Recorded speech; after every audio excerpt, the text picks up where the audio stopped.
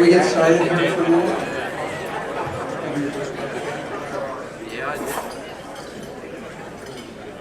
All right. Welcome, everybody. I'm Larry Canfer, and on behalf of the Rotarians of Champaign-Urbana, I'd like to warmly welcome you to Veterans Day 1-on-1.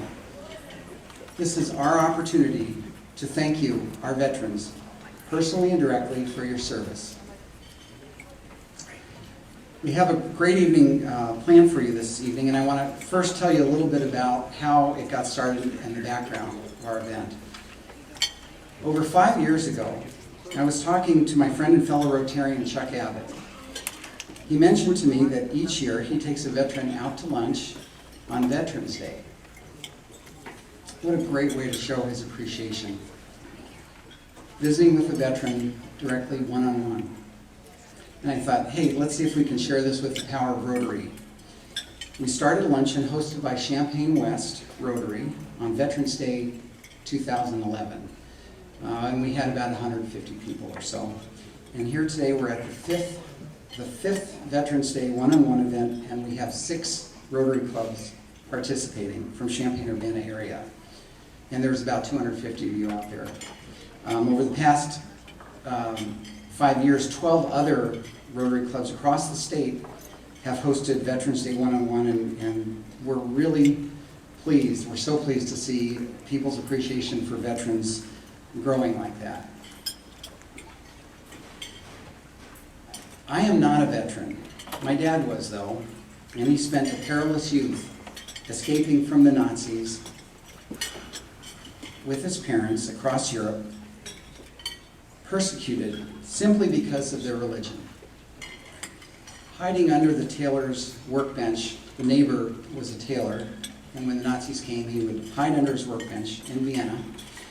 He learned French and was trying to go to school in Belgium. He was stuffed into a cattle car and imprisoned in France. Crossing the Pyrenees to Spain in the middle of the night, led by a priest, on his way to the United States. That was his childhood. My father kept a diary through this terrible time. When he finally arrived in the United States, he wrote in it, "I'm in the United States now, the only country with real freedom. Free, free, free. No force, no secrets, nothing to conceal. The possibility of activity in every field, a real democracy." That was in his words and his handwriting. That's from the diary. A few years later, my father served in World War II as a U.S. soldier in the European theater. So you can see my dad fought to get here, and then he fought to keep it free. But he never talked about it. I had some vague idea that he was born in Europe, but he really didn't talk about his service or the events of his childhood. I think he wanted to spare me the horrible truths of the experiences that he went through. He wanted to I believe he wanted to shelter me so I could grow up unencumbered and believe in the American dream, that in America with hard work and freedom, you can accomplish anything at all. And I think he was successful. My dad instilled in me a love of our country and a feeling that the sky's the limit, but only now that he's gone, and I know more about his story, do I realize I never was able to fully express to my dad my appreciation for all he went through to give me the life that I have now. And I realize there are so many questions about his childhood and about his service that I'd like to have asked him, and that knowing more about his background might have enriched my life, strengthened my convictions and my appreciation. There were so many missed conversations. So it's my hope that Veterans Day one-on-one offers an opportunity for all of us to have these conversations, to share stories of service, and that tonight provides us with that opportunity to thank you at a very personal level. As I grow older, I see that we have that what we have can be ephemeral and fleeting, and I think it's so important to appreciate the freedoms we have and the people who help to uphold and protect them. Today I'm an American who appreciates every single day the freedom that we have in this country and the long tradition of defending it that you veterans are a part of.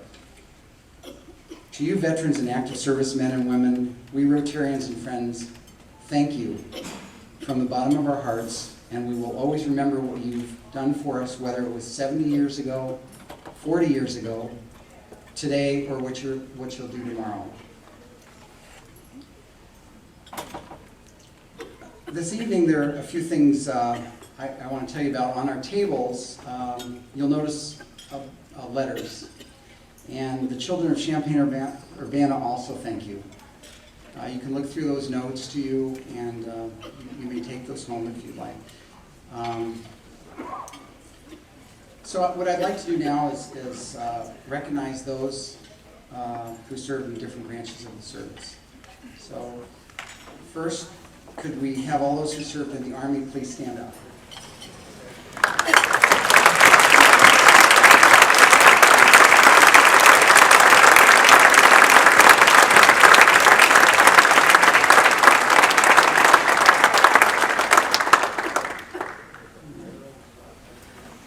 We have all those in the Marines, please stand up.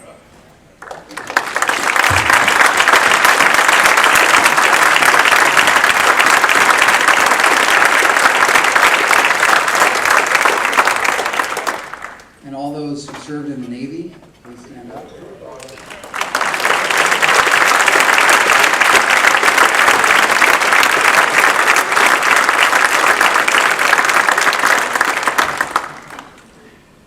And all those in the Air Force, please stand up and be recognized.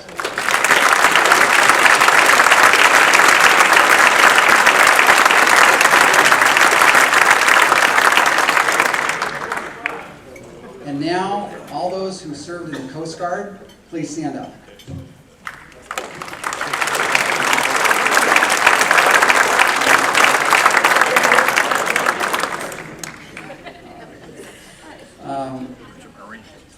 Now I'd like to call on the University of Illinois Naval ROTC Color Guard for the presentation of the colors. Please stand and remain standing for the Pledge of Allegiance and National Anthem.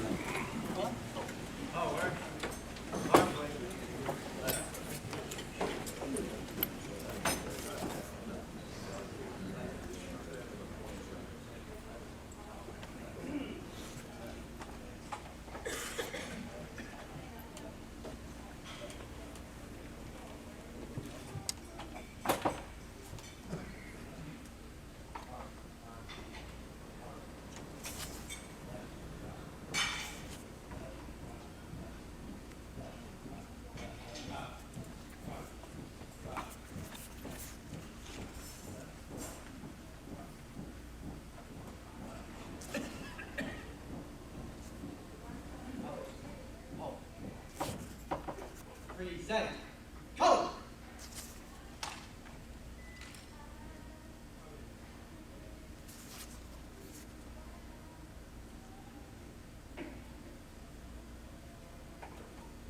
Now we can say the pledge. I pledge allegiance to the flag of the United States of America and to the republic for which it stands, one nation under God, indivisible, with liberty and justice for all.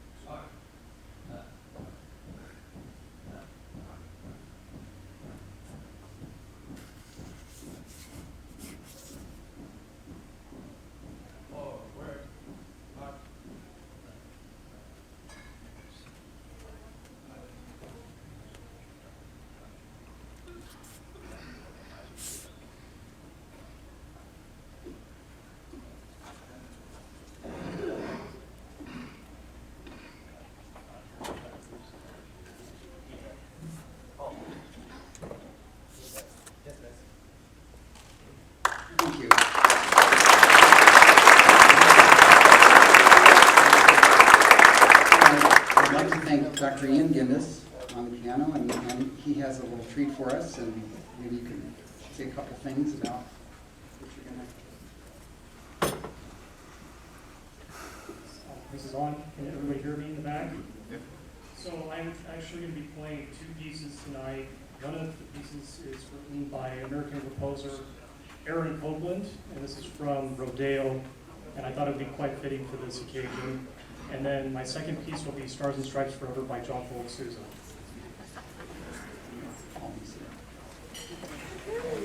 Sorry, it's not our fault.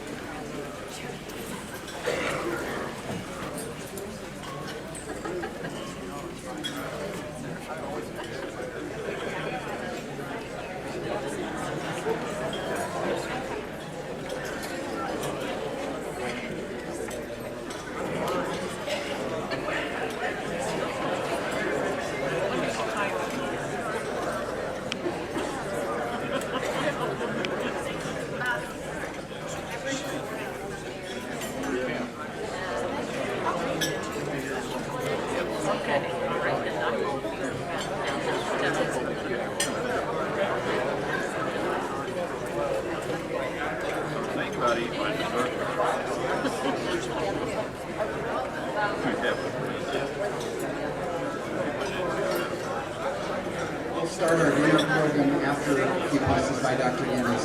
If you could.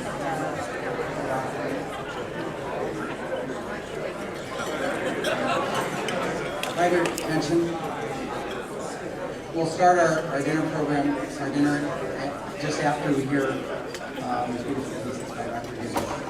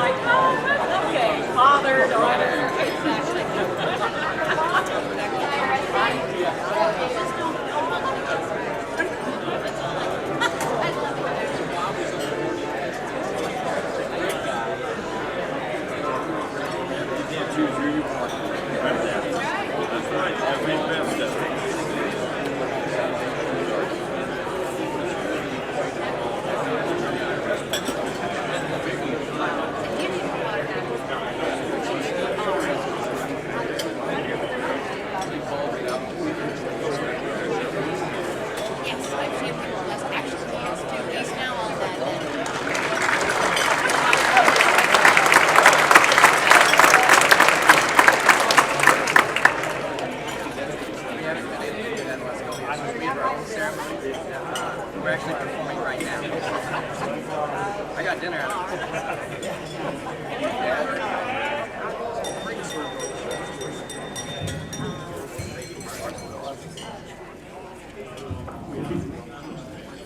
Can you hear it now?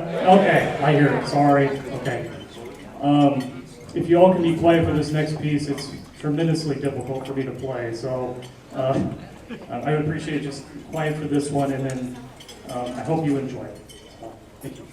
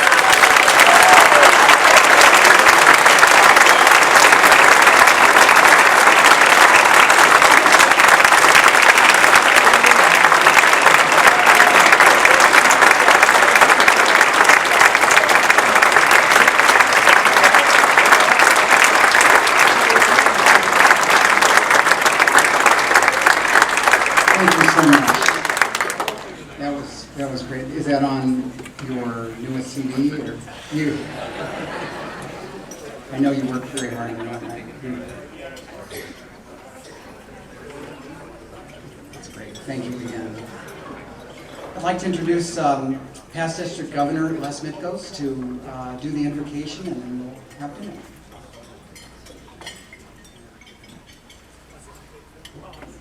It's been a long time coming. I was asked 2 years ago to be here to have the privilege to thank a vet and to be part of a program that I treasure. This is outstanding, and I salute everyone that is gathered here tonight. But I've been practicing for 2 years now what to say. And I'm going to just share 3 real brief encounters. I remember when I came home from Vietnam. We were greeted with protest, called all kinds of interesting names, watched my fellow comrade in arms throw off their uniforms to get away from it as fast as they could. We really, as Vietnam veterans, weren't received until many years later. And I remember coming home from Desert Storm, and we landed in Philadelphia, and I was greeted by a 82-year-old lady with a big kiss and 2 hot dogs.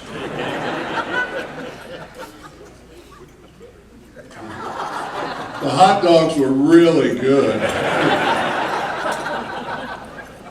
And then I remember speaking on Veterans Day down in Tennessee. And after this program was over, I got into an elevator, fully dressed in my dress blues. And the lady that was coming on said, "You know, I'm really impressed with this hotel. Look how well the busboys dress."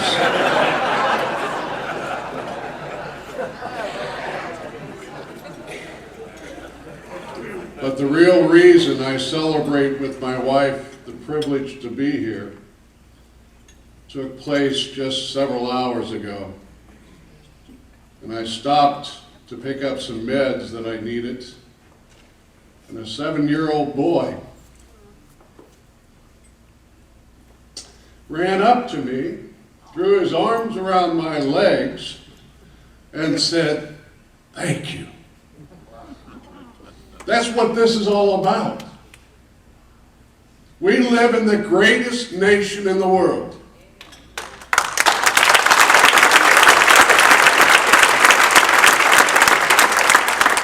And every veteran in here recognizes, with the people that we share our love with, the price of the freedom that we have bought and paid for. And that 7-year-old, I sat down, gave him a hug, and then explained why it was a privilege to be here. After 40 years of ministry, I was finally asked for the first time. Somebody asked me what my favorite Bible passage is all about. As part of the invocation, I'm going to take you right to St. Matthew, the 5th chapter, the Sermon on the Mount. And one of those beautiful verses says the following: "Blessed are the peacemakers, for they shall be called the sons and daughters of God." We are the peacemakers, whether we want to be or not. This great nation has touched the lives of men, women, and children throughout the world to make a difference. So every time we can say thank you to a vet, that's our privilege. So I salute you, and I say thank you. And may you be empowered tonight to touch another human life with the joy of freedom. Amen.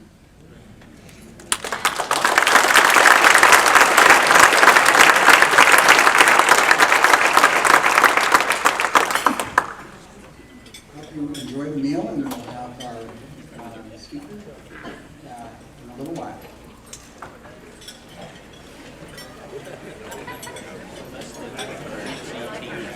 Reserve Officer Training Corps program here at the University of Illinois. And he served his country in uniform for the next 36 years, retiring 2 years ago in 2013. I first met 18-year-old freshman midshipman Mel Spees when I was a Naval ROTC instructor here. At the time, he was described in a March 2013 profile in the San Diego Union Tribune as a red-haired, spindly-legged son of a career Army soldier planning to become a Navy pilot, unquote. Now, his career in naval aviation somehow got off track when he fell under the spell of a charismatic upperclassman, Marine Option Bob Work, another Illini, who became a Marine colonel, and is currently serving as the Deputy Secretary of Defense in Washington. The two became roommates, and again, according to that unnamed source in the Union Tribune story, drinking buddies. Imagine that.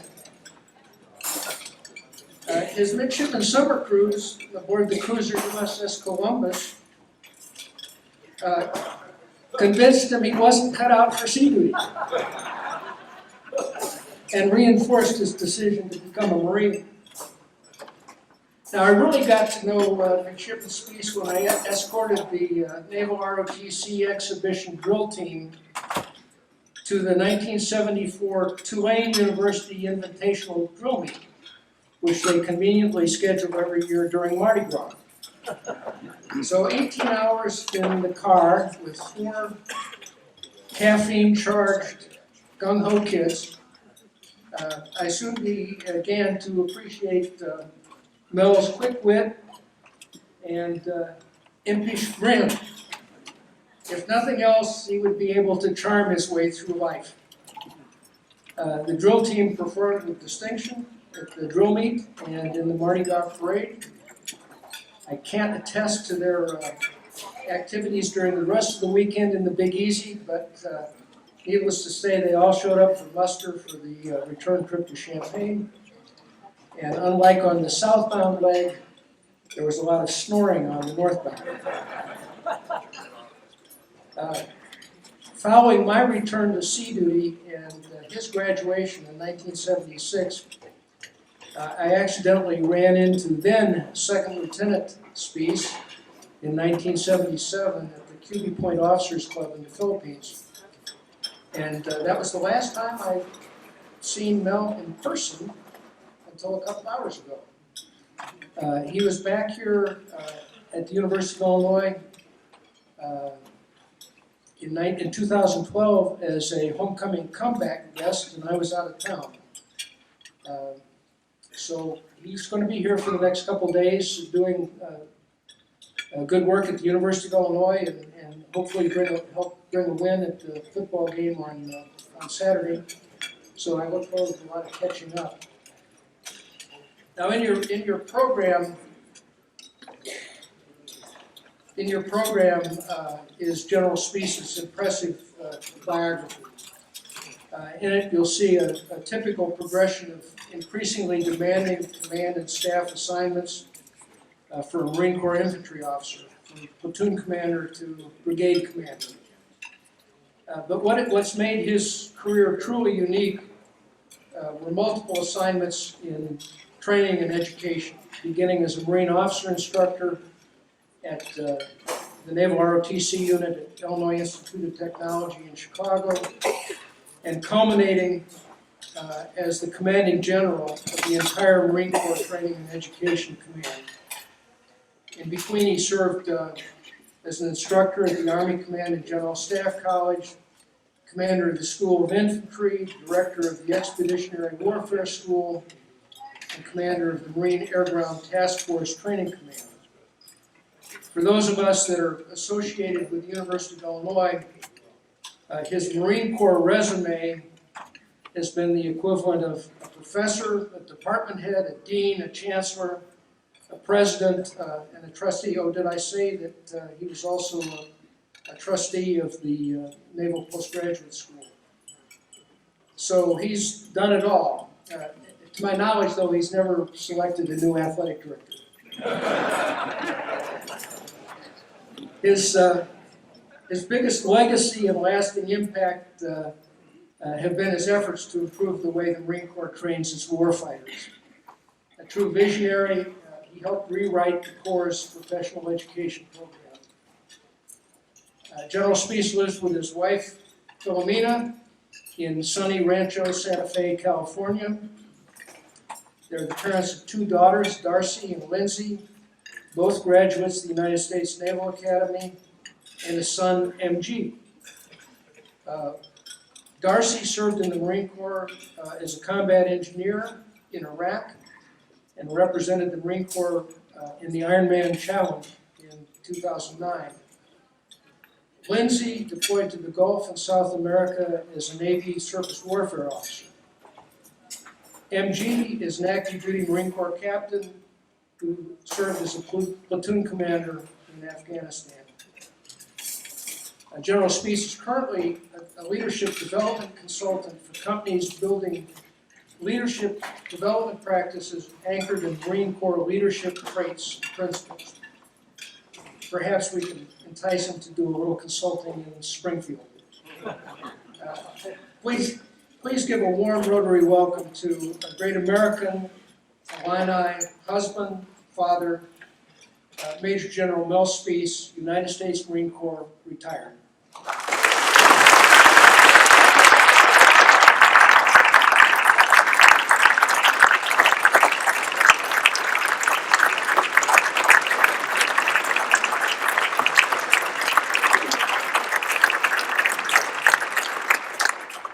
Well, thank you very much. It's great to be back in Champaign. I don't know about leadership traits and principles in Springfield. I think my solution would be the Marine Air Ground Task Force and Combined Arms. It really is a privilege to be here this evening on Veterans Day back here in Champaign.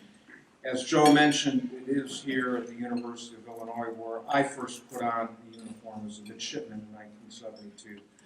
So Veterans Day in Champaign holds great personal meaning for me. I ask you to bear with me a bit. I am a United States Marine, and yesterday we celebrated the 240th anniversary of the Marine Corps.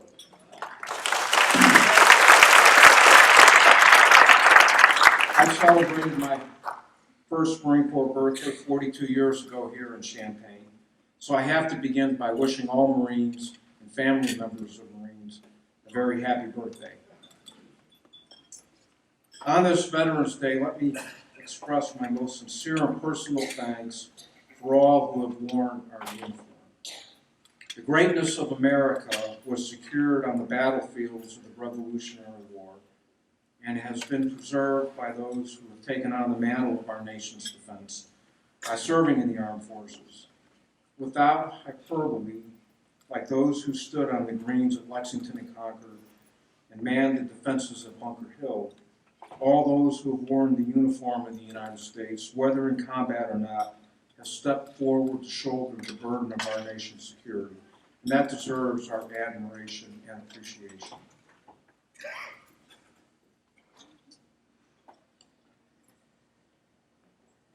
Veterans Day is an important day in our country as we pause to offer thanks for those who have accepted the responsibility to defend this land. We are here to honor those who have worn the uniform of our country, regardless of length of service or the form of their service. Americans have been gathering in towns and villages and communities to recognize veterans since the close of World War II, nearly a century ago.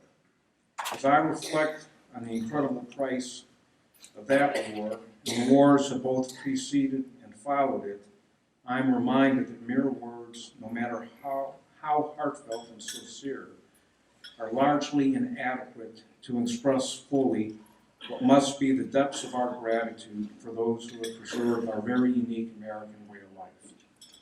As I think about Veterans Day, I see a kaleidoscope of heroic images.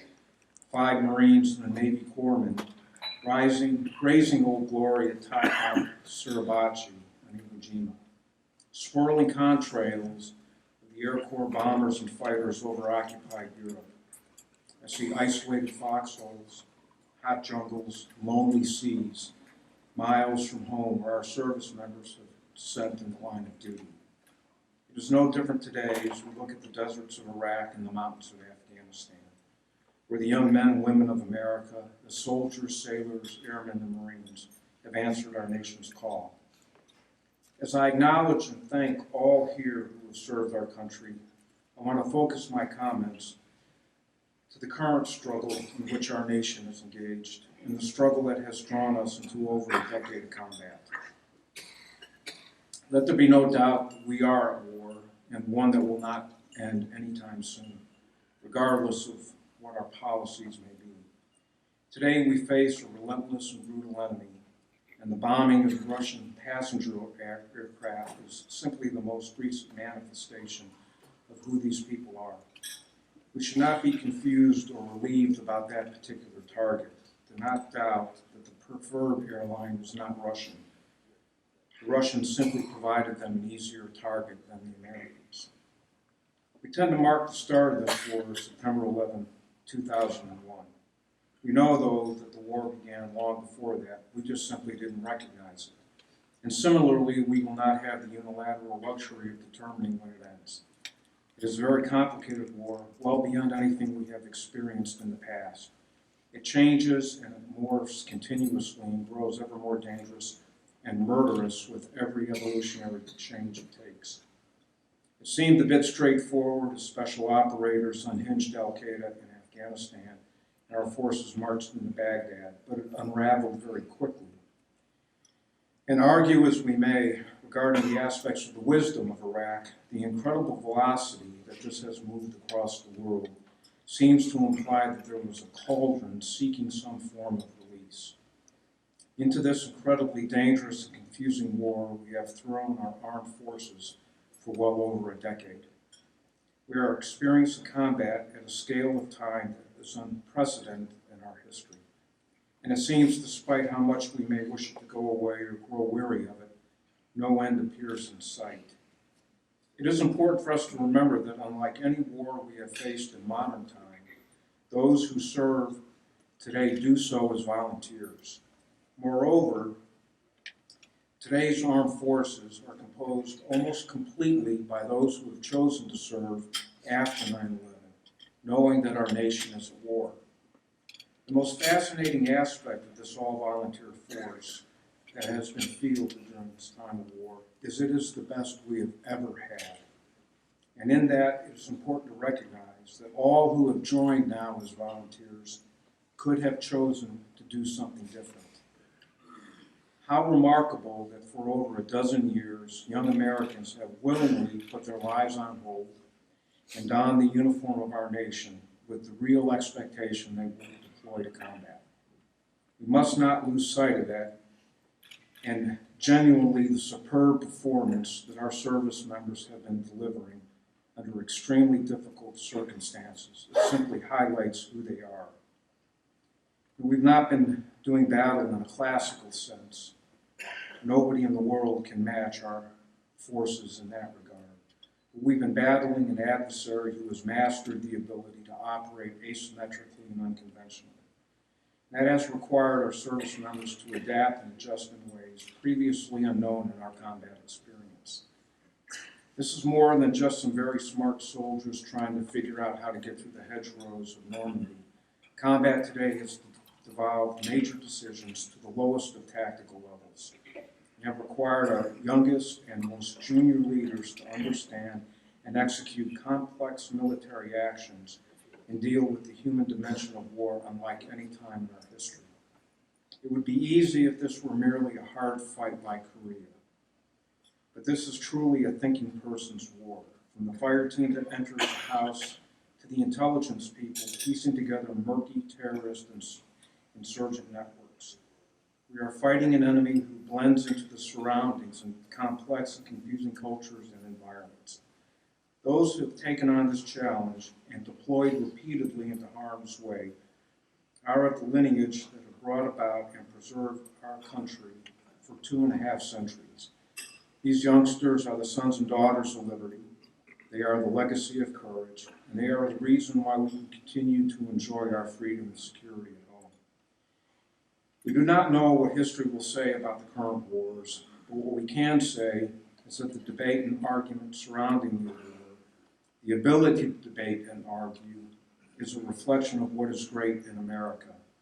But what is beyond debate is the continuous superb performance of our service members regardless of circumstances. Our fellow citizens who have served our country in uniform have always been ordinary people, and it's the same today. But that can be deceptive. Once mobilized and trained, these ordinary people become warriors in every sense of the word. If the military history of the United States demonstrates anything, is that we are a very difficult people to fight. Our wars have never been easy and not without debate. But we should expect that. Yet, whatever the mood or political climate, Americans in the military and on the field of battle have never faltered. And despite the challenges and obstacles and problems we face today, that will remain the case. Without regard to the decision of their political leaders, our service members marched into the challenging and confusing conditions of this very long war.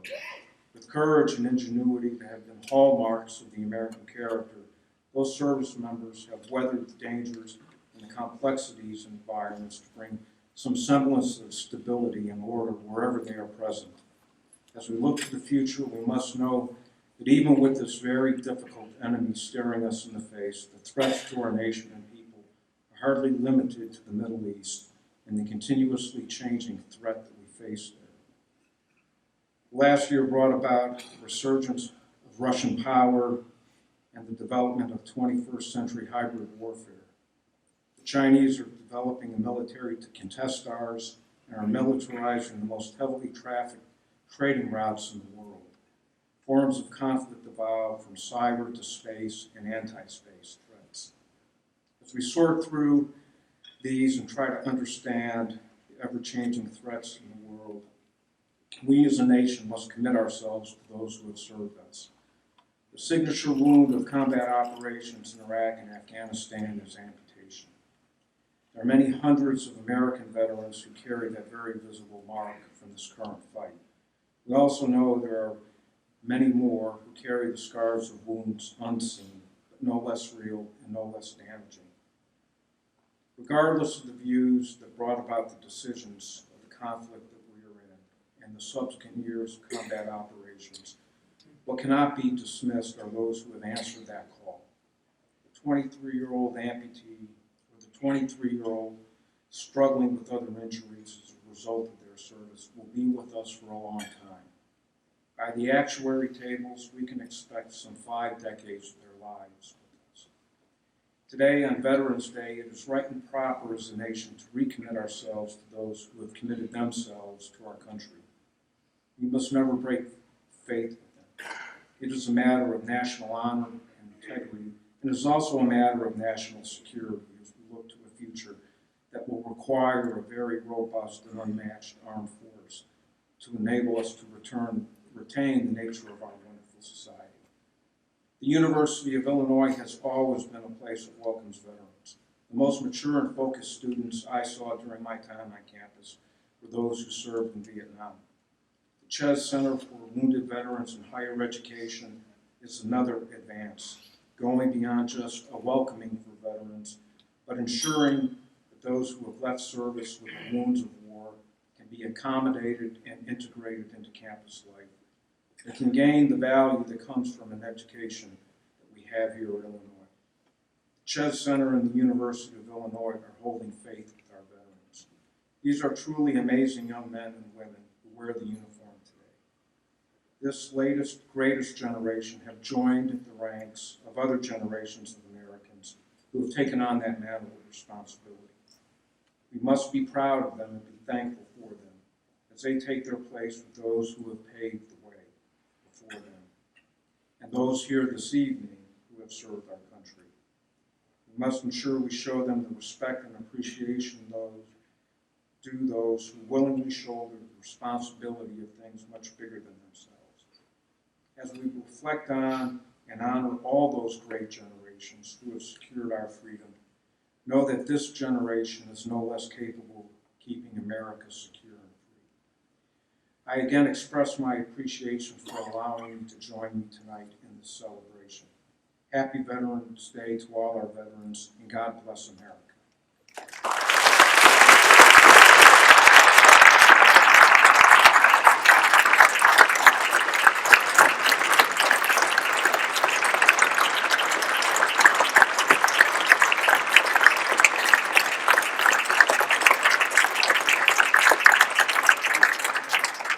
Thank you so much, Major General Spees, for your thoughts and joining us this evening.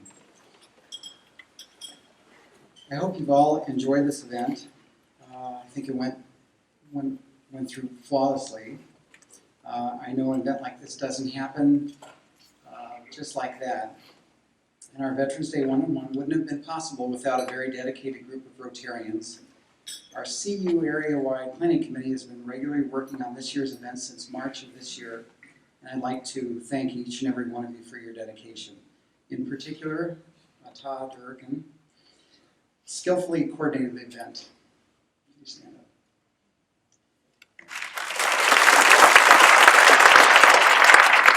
And our committee members, please stand up as I say your name. Dan Baker.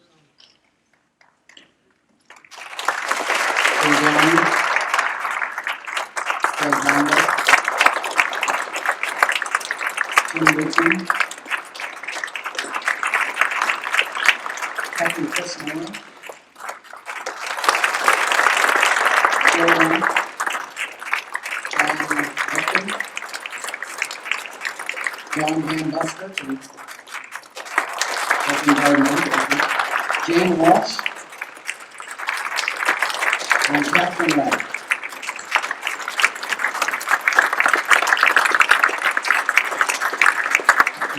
Thank you so much.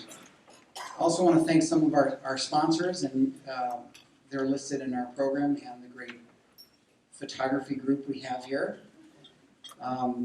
As you leave, don't forget that your photographs are ready. They're on the tables out there. That's less than a 1 hour photo, I guess. Yeah, time goes on. Let's see, I want to mention that we also have a Veterans Day one-on-one website. You can look at the photographs also online and information about next year's event. But most of all, our Rotary International motto is service above self. You veterans truly embody our motto, service above self. From the bottom of my heart, thank you, servicemen and women, for all you've done and do for us. Now I'd like to call on the University of Illinois Naval ROTC Color Guard for the retiring of the colors. Please rise.